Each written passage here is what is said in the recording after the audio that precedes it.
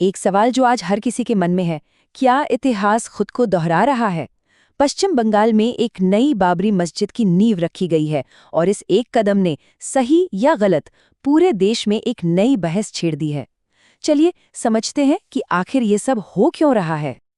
तो सबसे बड़ा सवाल यही है कि अयोध्या में जो विध्वंस हुआ उसके 33 साल बाद अचानक पश्चिम बंगाल में एक नई बाबरी मस्जिद क्यों बन रही है। देखिए, ये सवाल सिर्फ एक इमारत का नहीं है, ये पहचान, आस्था और हाँ, राजनीति से भी जुड़ा है। ये समझने के लिए कि जो कहानी अयोध्या में खत्म हुई मानी जा रही थी, वो मुर्शिदाबाद में एक नए रूप में क्यों शुरू हो रही है, हमें थोड़ा पीछे जाना होगा। देखिए, इस पूरी कहानी को समझने के लिए हमें पहले बाबरी मस्जिद नाम के मतलब को समझना होगा। ये सिर्फ एक इमारत का नाम नहीं है, ये अपने आप में एक बहुत ही पावरफुल सिंबल बन चुका है जिसके कई अलग अलग मायने हैं। तो जरा इस टाइमलाइन पर नजर डालते हैं। 1528 में इसका बनना, फिर 1992 का वो दिन जब इसे गिरा दिया गया, और फिर 2019 में आया सुप्रीम कोर्ट का वो ऐतिहासिक फैसला। हर एक तारीख, हर एक घटना ने हमारे देश पर एक बहुत गहरा असर डाला है, और यही वो पूरी विरासत है जिसकी वजह से आज हम मुर्शिदाबाद की बात कर रहे हैं। और अब कहानी में आता है एक बिल्कुल नया मोड़। हम अयोध्या से सीधे पहुंचते हैं पश्चिम बंगाल के मुर्शिदाबाद, जहां एक नई कहानी शुरू हो रही है। और इस पूरे प्रोजेक्ट के पीछे जो चेहरा है वो है तृणमूल कांग्रेस के पूर्व विधायक हुमायूं कबीर। और देखिए, उन्होंने नींव रखने के लिए कौन सी तारीख चुनी? 6 दिसंबर।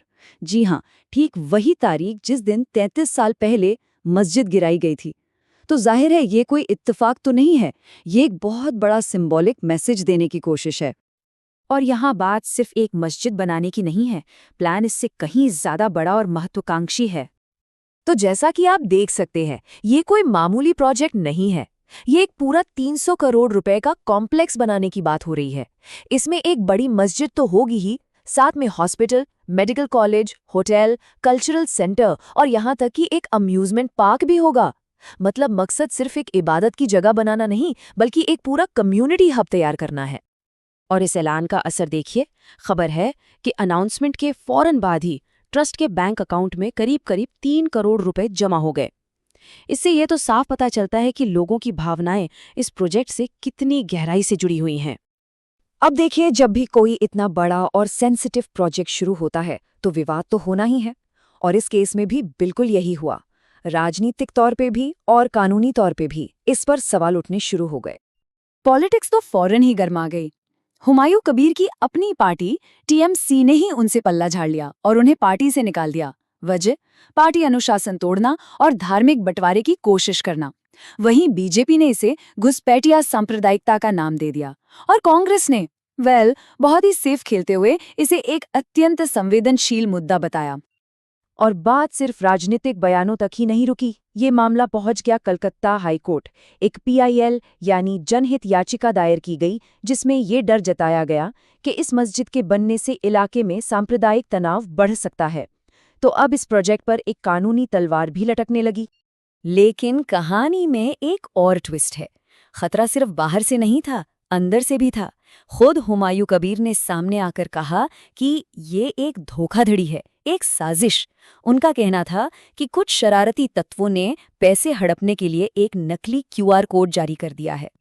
और ये सिर्फ हवाई बातें नहीं थीं। पुलिस ने बाकायदा एक्शन लिया और 3 लोगों के खिलाफ एफआईआर दर्ज कर ली। जरा सोचिए, एक प्रोजेक्ट जो आस्था के नाम पर शुरू हुआ, उसकी शुरुआत में ही भरोसे का इतना बड़ा संकट खड़ा हो गया। तो एक तरफ ये सारे विवाद चल रहे थे, पॉलिटिक्स, कोर्ट केस, धोखाधड़ी के आरोप, लेकिन जमीन पर इन सबसे दूर एक बिल्कुल ही अलग कहानी लिखी जा रही थी, आस्था की और जुनून की। इन सब विवादों का लोगों पर कोई खास असर नहीं दिखा। जब पहली जुम्मे की नमाज का दिन आया तो वहां लाखों लोग पहुंच गए। भीड़ इतनी थी कि नेशनल हाईवे तक जाम हो गया।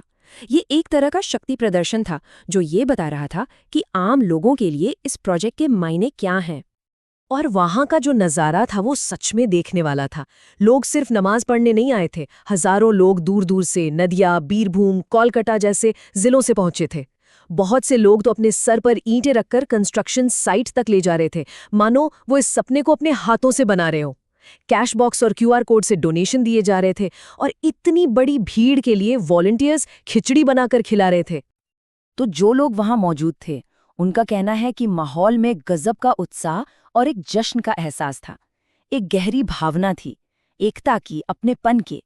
ऐसा लग रहा था मानो लोग ये जता रहे हों कि वो सब मिलकर कुछ बहुत बड़ा करने जा रहे हैं, अपनी पहचान को जाहिर कर रहे हैं। तो सवाल ये है कि हम आज कहाँ खड़े हैं? एक तरफ आस्था का एक उमड़ता हुआ समंदर है, तो दूसरी तरफ विवादों का एक गहरा तूफान। मुर्शिदाबाद में बन रही ये मस्जिद, क्या ये आने वाले वक्त में सद्भाव का प्रतीक बनेगी या फिर ये नए विवादों को जन्म देगी? ये एक ऐसा सवाल है जिसका जवाब शायद आने वाला वक्त ही देगा।